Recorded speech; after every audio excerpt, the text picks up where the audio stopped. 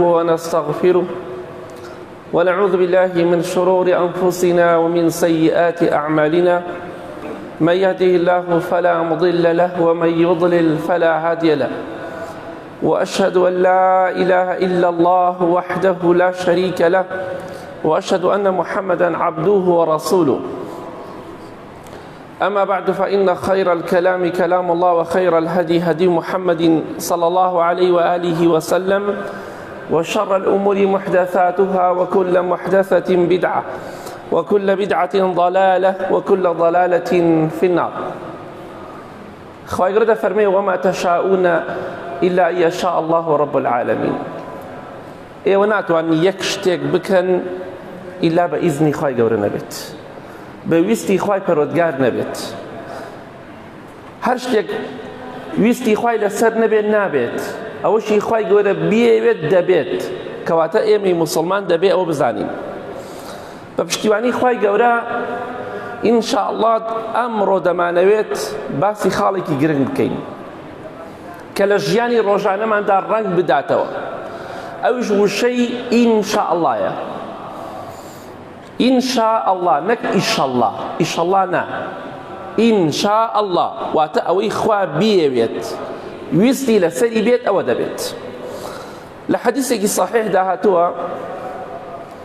خوشويستي خواه فرمي صلى الله عليه وسلم يأجوج ومأجوج كلنوي آدمي زادن بيقومان أو السديك ذو القرنين رحمتي خواه لبي كردويتي لقرآن باز كراو لسورة كهف أو السديك كردوه يأجوج ومأجوج پیغمبری خواه فرمی صلی الله علیه وسلم همو روژێک لەو ڕۆژەوە کە سەدەکە کراوە حتا ڕۆژی قیامەتیش کە دێنە دەرەوە هەموو ڕۆژێک ئەو سەدە هەڵێکەنن حتا نزیکە خۆر لیان بدات لەوقاتە لەسەر زەوین بەڵام کەس نازانێت لەکوێن. خوای گەورە شاردوونێتەوە هیچ کەسێک نازانێت شوێنیان کوێیە تا ئێستا. بەڵێ دەفەرمی خەریکە تیشکی خۆر ئەبینن ئەڵێن هیلاک بووین بەیانی دێینەوە هەڵی ئەکەنین بۆی دەرچین. پێغەمبەری خوا فەرمێ صلی الله علیه وسلم دەمسپێکەیان گەورەکەیان ئەوەی کە سەرپەرشتیان دەکا پێیان دەڵێ واز بێنن بەیانی دێینەوە کە دێنەوە دووبارە وەکو خۆی قایم بۆتەوە کوونەکە پڕ بۆتەوە حەفرەکە و چاڵەکە پڕ بۆتەوە لە پێشتر بە قووەتر و بەهێزتر هەم چاڵی دەکەنەوە بۆی کونیکەن و دەرچن. هەموو ڕۆژێک لەو ڕۆژەوە کە سەدەکە کراوە چەند هەزار ساڵە ئەوان کونی دەکەن خەریکە خۆر دەربکەوێ و تیشکی خۆر ببینن دووبارە واز دێنن. بەڵام پێغەمبەری خوا فەرمێ صلی الله علیه وسلم کاتی ئەوە هات کە خوای گەورە یەئجوج و مەئجوج بێنێتە سەر زەوی کە ژمارەیان بێشومارە. یەئجوج و مەئجوج بقراءة رشي ياجوج وماجوج هرتكي درستو لقرآن هاتو لقراءة كانت روجي آخر في غمري خوشويست فرمي صلى الله عليه وسلم چالك أو چالي دكن حفري دكن أو سدا أو پرد بقوة بهيزة خليك خور دبينن ئەو کەسێک کە سەرپەرشتیان دەکات دەڵێ دەڕۆین ئینشاءالله بەیانی دێینەوە چاڵی دەکەین ئینشاءالله بەیانی کە دێنەوە سەیرەکەن وەکو خۆی ماوەتەوە ئەم جارە چاڵی ئەکەن و کونی ئەکەن و دێنە دەرەوە و ئەو وەزع ناخۆشەکە ڕوا دەکات جومعەی ئینشاءالله تایبەت باسی دەکەین وشەی ئینشاءالله کەواتە سبحان الله تەماشاکە بیر بکەرەوە بەهۆی ئەوەی کە وشەی ئینشاءالله تەرک دەکەن بزانە خوای گەورە چی سزایەکی داون چەند هەزار ساڵە چاڵ ئەکەن و حەفر ئەکەن و کون ئەکەن هیچیان پێ ناکرێ ناتوان لەو سەدە دەربچن چونکە ئەمری خوای دەسەرە. بەڵام ئەو ڕۆژەی کە دەڵێن ئینشاءالله بۆ بەیانی چاڵی دەکەن و دەردەچن کەواتە وشەی ئینشاءالله زۆر گرنگە. سەتەها جار چەندەها شت ویستومانە بیکەین ئینشاءالله مان نەکردو خوا سزامانی دا و دەستمان نەکەوتووە بۆیە بەردەوام بڵێ ئینشاءالله ئەوە دەکەم، ئینشاءالله سبەی مانگێتر ساڵێتر ئینشاءالله ئەوە دەکەم، مەڵێ ئینشاءالله ئینشاءالله. واتە ئەگەر خوا بیەوێت ویستی لەسەری بێ ئەو دەکەم، چونکە ناتوانی یەک شتێک بەبێ ئیزنی خوای گەورە بکەی، کەواتە ئەو شەیە زۆر گرنگە. خۆشەویستی خوا صلی الله علیه وسلم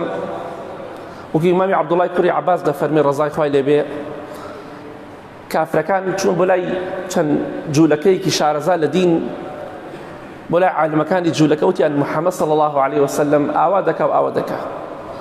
شتێکمان پێ بڵێ کە بتوانین کارێکی وەها بکەین خەڵکی باوەڕی بە محەممەد نەمێنە صلی الله علیه وسلم. هاتن ئەوش کۆمەڵە شتێکیان پێوتن، وتیان بڕۆ پرسیاری چەند شتێکیان لێ بکە، بڵێ ئەی محەممەد صلی الله علیه وسلم ئەو گەنجانەی ئەصحاب الکهف هاوڵانی ئەشکەوت ڕەحمەتی خۆیان لێبێ، ئەوان چەند کەس بوون، ژمارەیان چەندێک بوو و ئەوان بەسەرهاتیان چۆن بوو، چیرۆکەکەیان چۆن بوو، بڕۆ پرسیاری ئەمە لە محەممەد بکەن صلی الله علیه وسلم، و پرسیاری ذوالقەرنەینی لێ بکەن، و پرسیاری ڕۆحی لێ بکەن. هاتم دیان ئەی محەممەد صلی الله علیه وسلم سێ پرسیارەمان هەیە،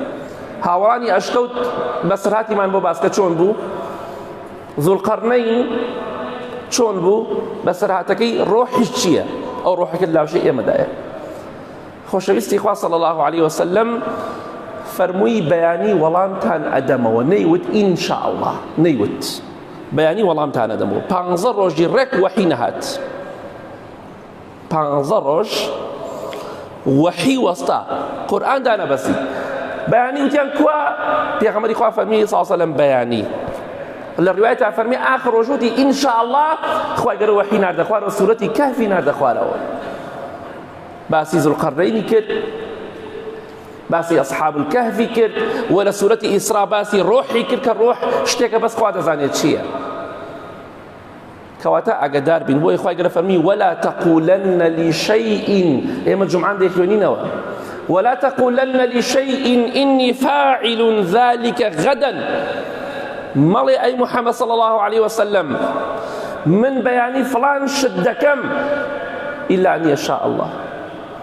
إلا مەگەر بڵێ إنشاء الله. واذكر ربك إذا نسيت، هەر کاتێک خوات لەبیر چوو ذکر و یادی خوا بکە، هەر کاتێک لەبیر چوو بڵێ إنشاء الله، بڵێ إنشاء الله. کاکە بەیانی دێوە فڵان شوێن إنشاء الله دێم، هەیە لە ڕووی نایە، ئەڵێ گەر بڵێم إنشاء الله ئەڵێن دیارەمە ئیسلامیە، نازانمە چییە. ئینسان تۆزی عەقڵێتیە، بێعەقڵێت، بێدینەکان وا دەڵێن، بەخوا گوێم لێ بێدینەکان بۆ بەکاری دەهێنن. ئەو تا لە دەستوری ئەڵمانیا ئەم چەند ڕۆژە دەستوری ئەڵمانە دەستورێکەیە لە چلەکانە وازەمدان راوە، وشەی ئینشاءالله زۆر بەکاردێنن، گاوریشن ئینشاءالله زۆر بەکاردێنن، تۆ بۆچی پێت عەیبە؟ خوا دەفەرمێ هیچ شتێک مەڵێ ئیلا بڵێ ئینشاءالله، ئەمە دینی خوایە، دینی ئێمە نییە. کەواتە پێغەمبەری خوا صلی الله علیه وسلم نەیوت ئینشاءالله، خوای گەورە 15 ڕۆژ وەحی لێ وەستان، زۆر ناڕەحەت بوو. کەواتە تەرکردنی وشەی ئینشاءالله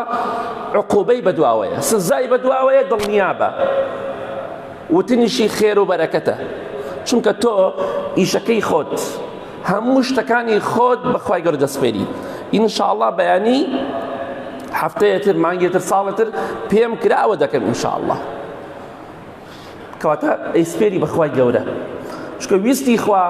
دەسەڵاتی خوا لەسەر هەموو دەسەڵات و ویستەکانەوەیە، بۆیە هەموو کاتێک بڵێ ئینشاءالله، ئەوەی خوا بێوێ دەبێ، ئەوەشی نەوێت نابێت. داواکەم لە خوای گەورە و میهرەبان، یا ڕەبی خوای لە گوناهکارمان خۆش بی، لە گوناهی دایک و باوک و مردوەکانمان خۆش بی، یا ڕەبی خوای شیفای نەخۆشەکانمان بدەی.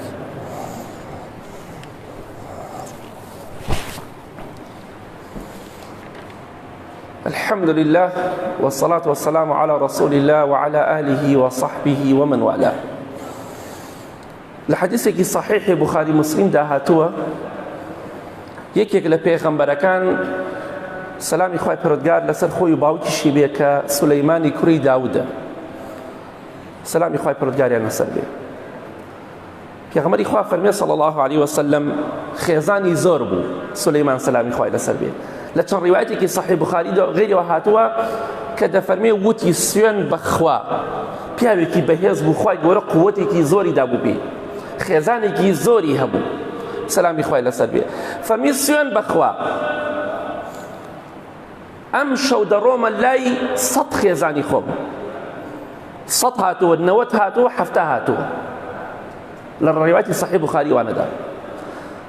سوێن بەخوا لەگەڵ 100 خێزانی خۆمدا ئەم شەو سەرجێیی دەکەم و ئەبێ هەر یەکێک لەم خێزانانم گەنجێک کوڕێک بهێنێ هەمووی سوارچاک بێ و لە پێناو خوادا جیهاد بکە نەک بۆ کەسابەت نیەتەکەی ئەوە بوو 100 کوڕی خۆی ئەم 100 ئافرەتە ئەم شەو هەمویان حامیلە بن هەر یەکێکیان کوڕێک بهێنێ سوارچاکێک بێ لە پێناو خوادا جیهاد بکات نێتی پاک بوو نێتی بۆ خوا بوو بۆ پارە و ڕاوەدینار نەبوو مەلیک پاشا بوو پێغەمبەر بوو سەلامی خوای لەسەر بێ خۆشەویستی خوا بوو بەڵام خوای گەورە شتێک کە فەرمانی لەسەری نەبێت قبوڵی ناکە لە هیچ کەسێک ئەو کەسە کە ئەم سەلامی خوا لەسەر بێ کە سولەیمان بوو ئەم سوێنەی خوارد مەلائیکەیەک لەگەڵی دابوو مەلائیکەکە فەرمووی بڵێ ئینشاء الله ئەم شەوش مەلای خێزانەکانم ئەم 100 خێزانم هەر خێزانێکی کوڕێکی دەبێ و کوڕەکەش دەبێتە سوارچاک و لە پێناو خوادا جیهاد و تێکۆشان دەکا بڵێ ئینشاء الله پێغەمبەری خوا فەرمیە ساسم لە بیری چوو بڵێ ئینشاء الله لە بیری چوو نەک بە ئەنقەست لە بیری چوو بڵێ ئینشاء الله هەر 100 خێزانەکەم مناڵیان دەبێ و هەمووشیان سوار چاک دەبن و لە پێناو خوادا جیهاد دەکەن ئینشاء الله لە بیر چوو و نەسیە لە بیری چوو بەڵام پێغەمبەری خوا دەفەرمێ صلی الله عليه وسلم ئەمە صحیح بوخاری مسلمە لەگەڵ خێزانەکانیان سەرجێیی کرد لەم 100 خێزانی کە سەرجێیی لەگەڵاکردن یەک دانەیەکیان حامیلە بوو ئەویش نیو مرۆڤی بوو نیوە مرۆڤێکی بوو تەبەن نەما ئەها سبحان الله سەیری 100 خێزان نیو مناڵیان بوو یەکێکیان نیو مناڵی بوو یەکێکیان نەوەتونەی هیچی نەبوو هەر هیچی نەبوو لەبەر چی لەبەر ئەوەی پێغەمبەری خوا فەرمی صلی الله عليه وسلم سوێن بە ئەو خوایەکە گیانی محەممەدی بەدەستە صلی الله عليه وسلم ئەگەر بیوتایە ئینشاء الله سولەیمان پێغەمبەر سەلامی خوا لەسەر بێت چووکە لە بیری چوو ئەگەر بیوتایە ئینشاء الله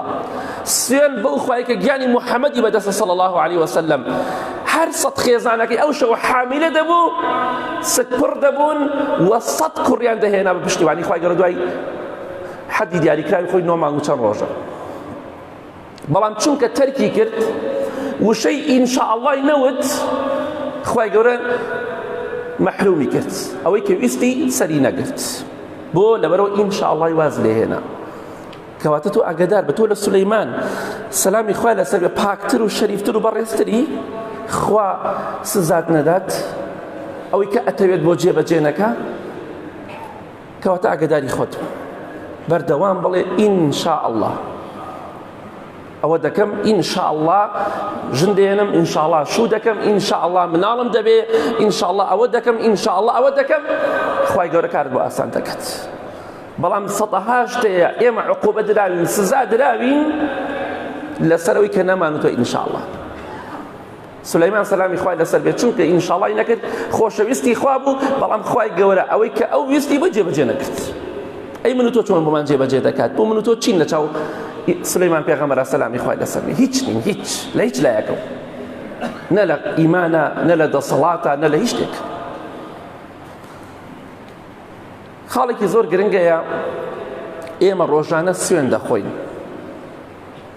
پێغەمبەری خوا صلی الله عليه وسلم دەفەرمێ خوای گەورە پێی خۆشە سوێنی پێ بخۆن فإن الله يحب أن يحلف به خوای گەورە زۆری پێ خۆشە سوێنی پێ بخۆی بە خوای گەورە بەڵام خوا ڕقی لەو کەسەیە سوێن بە غەیری خوا دەخوات بە شەرەفە بە تەلاقە بە ناموسە بەسەری فلان و فلانە گۆڕی فلان و فلان ئەمانە هەمووی شەریک بۆ خوا بڕیاردانە ئەمە تاوانێکی گەورەیە کە ئینسان سوێن بە غەیری خوا بخوات شەیطان دێتە ناو دڵتەوە دەڵێ ئاخر خوای گەورە زۆر گەورەی نابێت سوێنی پێ بخۆی نە ئەوە قسەی شەیطانە خۆشەویستی خوا فەرمێ صلی الله علیه وسلم خوای گەورە پێی خۆشە سوێنی پێ بخۆی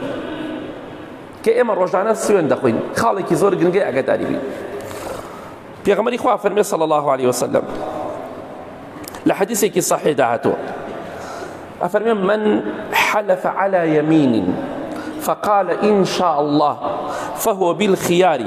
إن شاء أمضى وإن شاء ترك فلا حنث عليه. أما لصحيح سنن نسائي هاتو خۆشەویستی خوا فەرمێ صلى الله عليه وسلم هەر کەسێک سوێنی خوارد وتی إن شاء الله ئەوە بۆ خۆی مخەیەرە چۆن ئەمە زۆر گرنگە ئاگادار بن والله إن شاء الله أو دكم والله إن شاء الله أو ناكم والله إن شاء الله لقوت نايم دوايش بخد آزادي أتواني لقال يا بروي أتواني أو إيشبكي يا نيكي بيغمري خواه فرمي صلى الله عليه وسلم بنحبار نابي سوينكت بشكيني كفارتي شل سرنية والله إن شاء الله ناتم على الفلانكس دواي برو كفارتي لسرنية بس بلي إن شاء الله بس إمامي عبد الله كوري عمر لأثرك الصحيح ده هاتو ده فرميه أجل بياوك سيوني خوارد عفرتي سيوني خوارد وتي إن شاء الله أو كفارتي لسرني بلان بومر جي إن شاء الله كلا قل سيونا كابي نك يسلم والله إن شاء الله ناتم على الفلانكس شو ساعات عليهم عفوا عليهم ناتم والله ناتم على الفلانكس دواي شو ساعات عليهم إن شاء الله نا إخوة يكسر لقل سيونا كابي جابوية إن شاء الله بابا كارز بين زور والله إن شاء الله أبي بي مال إيمة أقد وعيشنا روي احتياجي كفارتي شل سرني وجناح باريش نابي بس أقد إن شاء الله نكي سوينك تشكاند أبي كفارتك يبي بويا وشي إن شاء الله زور جنجات شنو مهمة شنو جرينجاتو أقد سوينش بخوي سوينكشت بشكيني مادام إن شاء الله تكدو بنحبار نابي كفارتي سوينش اللي سرنية وبيغمري خواه صلى الله عليه وسلم أفرميه فين ما عندكات إن شاء الله بكن بوي كفارتنا كبيرة سرطان كواته دروسته سوينكت بشكيني أقل لحالتك جاري حزقي سويني بخوي لسشتك بس أترسي بشكي بونونا إن شاء الله كش لغلابك أقل نيش ترساي بها مانشيو بويا وشي إن شاء الله لبيد مكان هر سوينكتان خوال لمولا هول بدن خوتان فيركن والله إن شاء الله فلان شتكم والله إن شاء الله فلان شتناكم لقل خيزان تا تورا أبي لقل منالي خوتا لقل دراوسي وخزن وبرادرة كسوين أخوي إن شاء الله بك أو كعتا سوينكش بشكيني عساي وكفارة لسرني إن شاء الله بويا زور أقداري أب خالب نكوتا إذا طليم وشي إن شاء الله تان إن شاء الله لبير نجد هيج كاتك أو خير وبركة يا قولي لو أنا زور بما نمشت مع نزاني به ئاگاداری بین ئەم شتانی کە باسمان کرد یەئجوج و مەئجوج سزادە درێن لە ناو سزادان چونکە ئینشاءڵڵا تەرکەکەن پێغەمبەری خوا صلی الله علیه وسلم 15 ڕۆژ وەحی بۆ نایە لەبەرەوەی ئینشاءڵڵا ناکە سولەیمان سەلامی خوای لەسەر بێ لەبەرەوەی ئینشاءڵڵای تەرک کرد لە بیری چوو خوای گەورە یەک مناڵی پێ نەدات لە 100 خێزان کەواتە ئاگاداری خۆت ئێمە لەوانە پیرۆستر و چاکتر و مبارەکتر نین ئێمە لە پێشترەکە ئینشاءالله زۆر بکەین بە ئیزنی خوای گەورە. اللهم اغفر للمؤمنين والمؤمنات والمسلمين والمسلمات الأحياء منهم والأموات من أهل السنة والجمعة والجماعات يا ربي خوايا الشفاء نخوش كان من بدي بتايبتي أواني دعوي دعاء خير يعني كدو يا ربي خوايا هيمني وآرامي ولات من بباريزي خير وبركة وخوشي وشادي برجيني بسر معنا خوايا مردو كان من ببهشتي بانو برين شادكي لأقري دوزخ بدوريان كي يا ربي خوايا دعوات لأكين من خيت بهشت ولا عقري دوزخ بدور من كي لدينك خود شعر زمان كي خواجان آخر من بخير بجيري كاتب ما مريني خود ما راضي بي آمين آمين آمين وصلى الله على محمد وآله وصحبه أجمعين.